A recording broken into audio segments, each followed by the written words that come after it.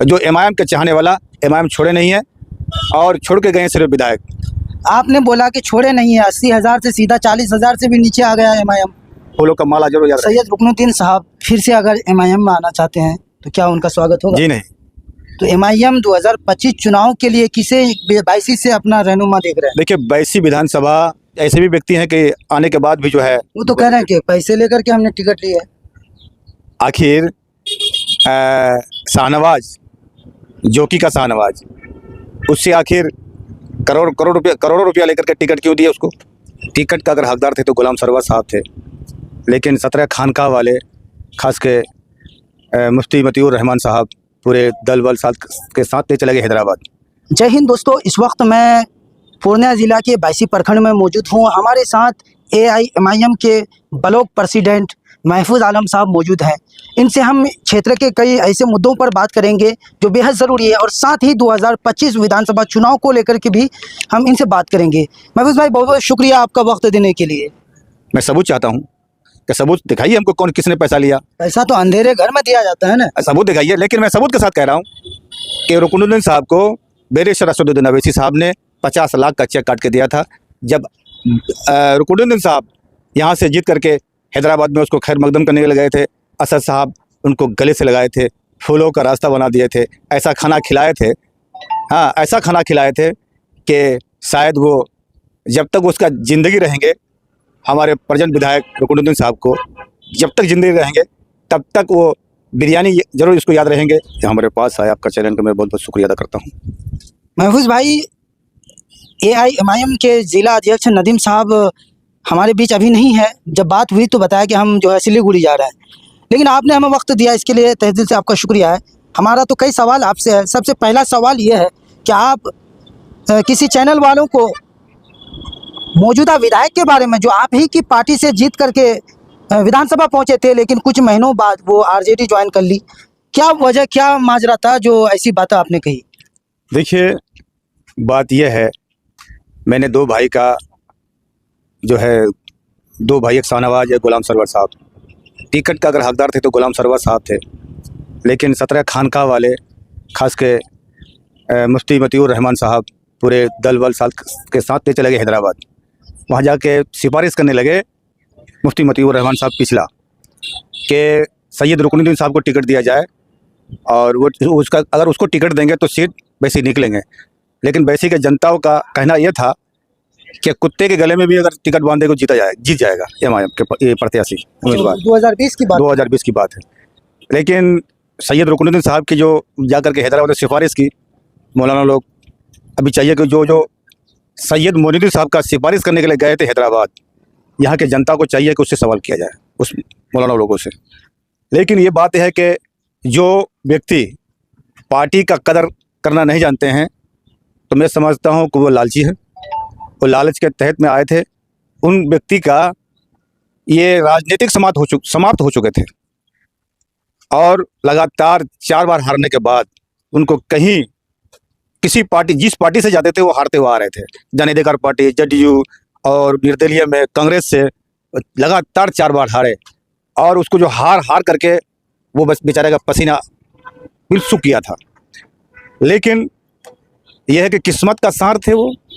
कहते हैं कि किस्मत का सार, वो किस्मत का सार बने कि किस्मत में उसके थे टिकट, और जो क्या कहते हैं कि मौलाना लोग जाकर के वहाँ सिफारिश की, और ख़ास के हमारे बैरिस्टर असदुद्दीन अवैसी साहब और सैयद को काफ़ी चाहते हैं और वो काफ़ी इज्जत करते हैं, और उसको टिकट दी। ये नहीं चाह के कुछ ऐसे भी व्यक्ति हैं कि आने के बाद भी जो है, वो तो कह रहे हैं कि पैसे लेकर के हमने टिकट ली है।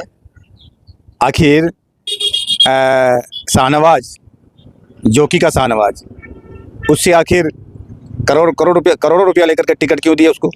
करोड़ रुपया लिया उससे टिकट के लिए RJD। और डॉक्टर जावेद से पूछा जाए कि आपसे कितना पैसा लिया? आप कहना चाहते हैं हर पार्टी टिकट, हर पार्टी जो है पैसा लेती है, हर पार्टी। लेकिन एमआईएम के अगर पार्टी का कोई भी व्यक्ति पैसा लिया हो रुकनुद्दीन से, तो सबूत दिखाइए। मैं सबूत चाहता हूँ कि सबूत दिखाइए हमको, कौन किसने पैसा लिया। पैसा तो अंधेरे घर में दिया जाता है ना, सबूत दिखाइए। लेकिन मैं सबूत के साथ कह रहा हूँ कि रुकनुद्दीन साहब को बैरिस्टर असदुद्दीन अवैसी साहब ने 50 लाख का चेक काट के दिया था। जब रुकनुद्दीन साहब यहाँ से जीत करके हैदराबाद में उसको खैर मकदम करने के लिए गए थे। असद साहब उनको गले से लगाए थे, फूलों का रास्ता बना दिए थे, ऐसा खाना खिलाए थे, हाँ ऐसा खाना खिलाए थे कि शायद वो जब तक उसका ज़िंदगी रहेंगे, हमारे प्रेजेंट विधायक रुकनुद्दीन साहब को जब तक ज़िंदगी रहेंगे तब तक वो बिरयानी जरूर इसको याद रहेंगे, फूलों का माला जरूर याद रहेंगे। सैयद रुकनुद्दीन साहब फिर से अगर एमआईएम में आना चाहते हैं तो क्या उनका स्वागत होगा? जी नहीं, तो एमआईएम 2025 चुनाव के लिए किसे बाईसी से अपना रहनुमा देख रहे हैं? देखिए बैसी विधानसभा के लोगों ने एमआईएम का पीछा छोड़ा नहीं है। एमआईएम का पीछा बैसी विधायक छोड़े हैं, सुनिए, एमआईएम का पीछा बैसी विधायक छोड़े जो जीत के गए, जीते हैं एमआईएम के नाम से, जो 80,000 वोट पड़ा वो गए हैं।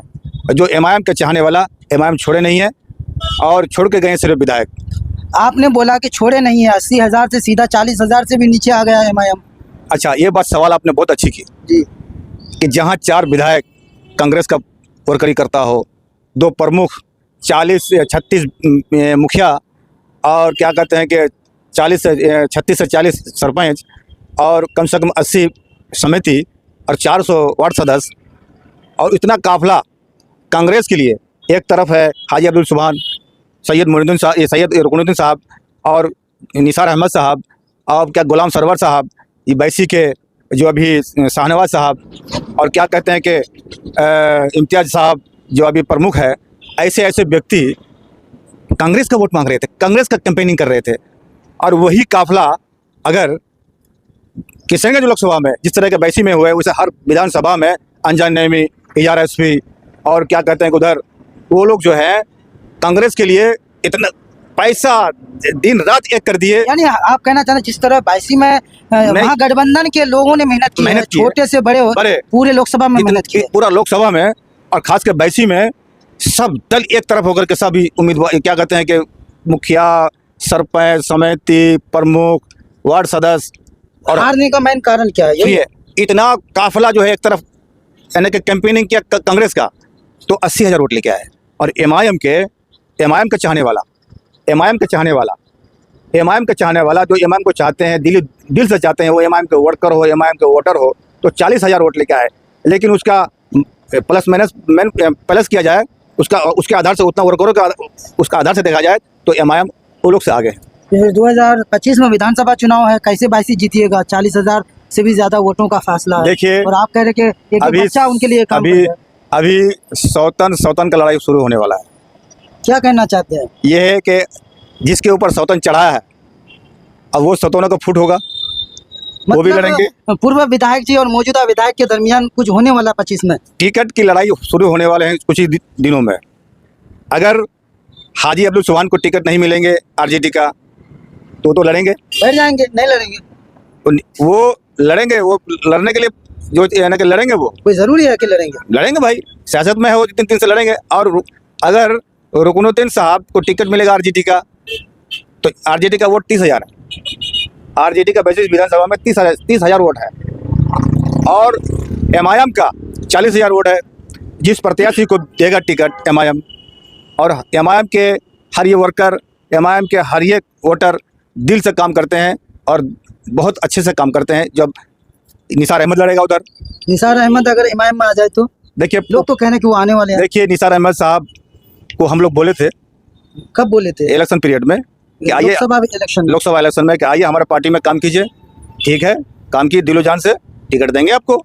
लेकिन तब भी वो कांग्रेस का काम करने लगे। तो बताइए, तो ऐसे व्यक्ति को किस आधार पर टिकट दिया जाए? हाजी अब्दुल सुभान साहब अगर आपकी पार्टी में आ जाए? हाजी अब्दुल सुभान साहब के बारे में हम कह नहीं सकते, वक्त आएंगे बताएंगे। आला कमान वो भी तो कांग्रेस के लिए काम किया है ना, काम किया है। के लिए आपने फौरन कह दिया कि ऐसे व्यक्ति को क्यों टिकट देंगे? देखिए, हाजी अब्दुल सुभान साहब के लिए क्यों नहीं कह रहे? मैं स्पष्ट कर देता हूँ, हाजी अब्दुल सुभान को भी हम लोग ने कहा था, पार्टी ने डॉक्टर साहब भी बोले थे कि हाजी साहब अगर आरजेडी का टिकट अगर नहीं मिलते हैं आपको तो हम लोग कोशिश करेंगे कि आपको टिकट देंगे। लेकिन तब भी वो कांग्रेस के लिए काम किए।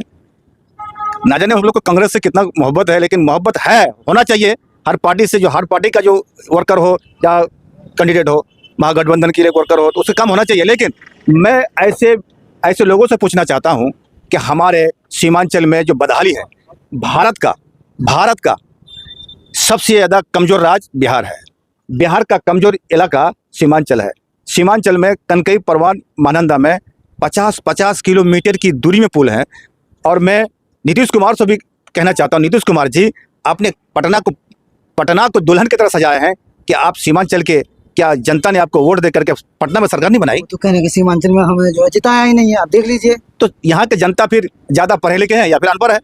यहाँ जो है पप्पू यादव निर्दलीय जीत गए, यहाँ पर कांग्रेस जीत गए, कटिहार में भी कांग्रेस जीत गए, बीजेपी जो है अब अररिया जीत गई। सीमांचल में चारों लोकसभा की सीटें जो है जेडीयू के पास है नहीं। देखिए, आप बोल रहे हैं कि वोट दिया है। अगर नीतीश कुमार मुख्यमंत्री बनते हैं तो सीमांचल के वोटों से नीतीश कुमार कैसे समझा दीजिए, सीमांचल में कितनी सीटें हैं नीतीश कुमार की? सीमांचल की उसको वो खुद देखे कि उसको कितना वोट पड़ रहा है यहाँ सीमांचल में। और क्या कहते हैं कि उधर मैं यकीन के साथ कह रहा हूँ कि ये अगर वोट नहीं पड़ा है तो उस यहाँ के लोगों से धोखा कर रहे हैं। तो यहाँ के लोगों को चाहिए जो आपसे धोखाधड़ी करे, आपको जो धोखा दे, आप इसको धोखा दीजिए। लेकिन एमआईएम को तोड़ने का हाथ जो है, सबसे बड़ा हाथ एमआईएम को जो 4 विधायक को तोड़े हैं और नीतीश कुमार तोड़े हैं, उनकी इशारे से तोड़े हैं।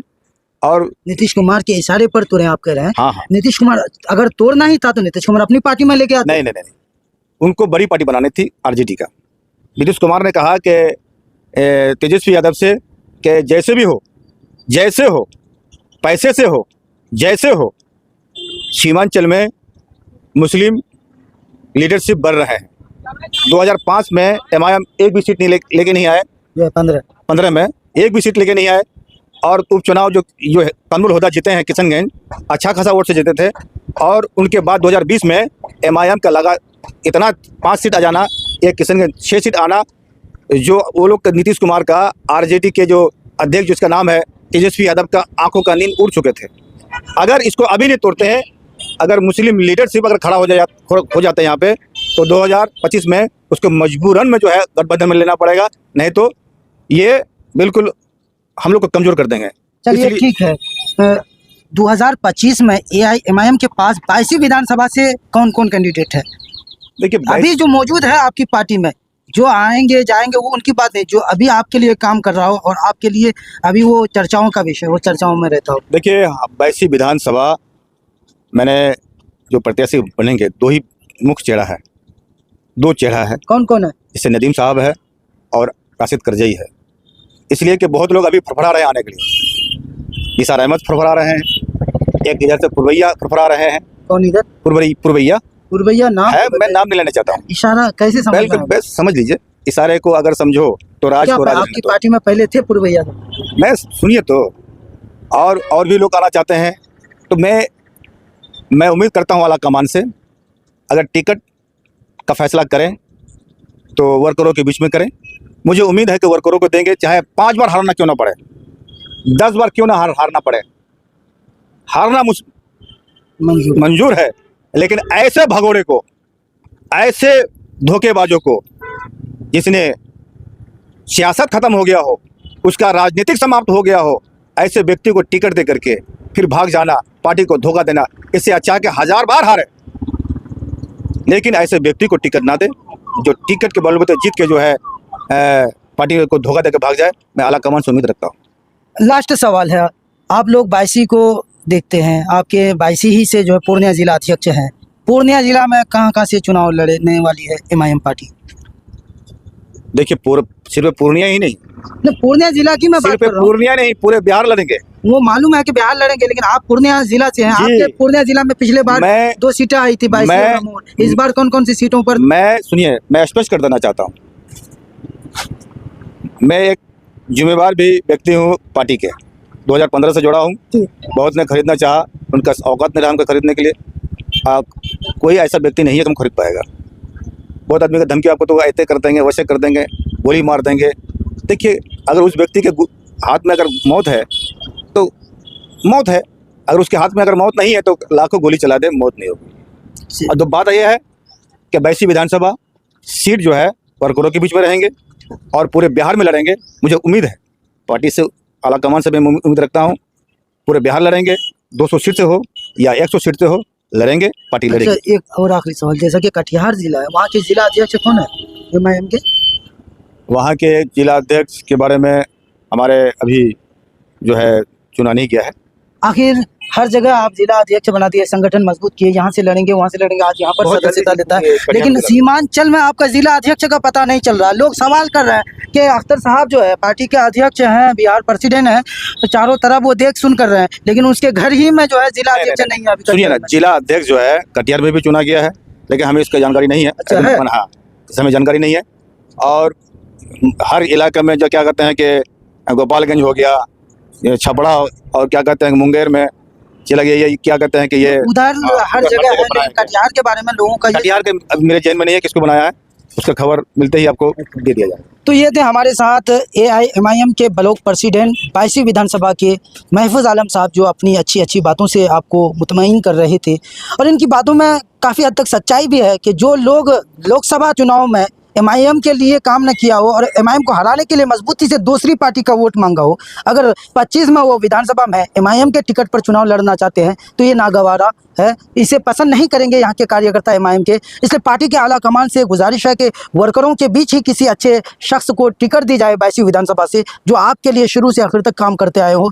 भले ही वो कई बार हार जाए, लेकिन बेहतर यह है कि किसी गद्दार से ईमानदार को टिकट दें। वीडियो अगर पसंद आई हो तो लाइक शेयर कमेंट ज़रूर कीजिएगा। मैं हूं आपका दोस्त मुहिब आलम, इजाज़त दीजिए हमें। जय हिंद, अल्लाह हाफिज़।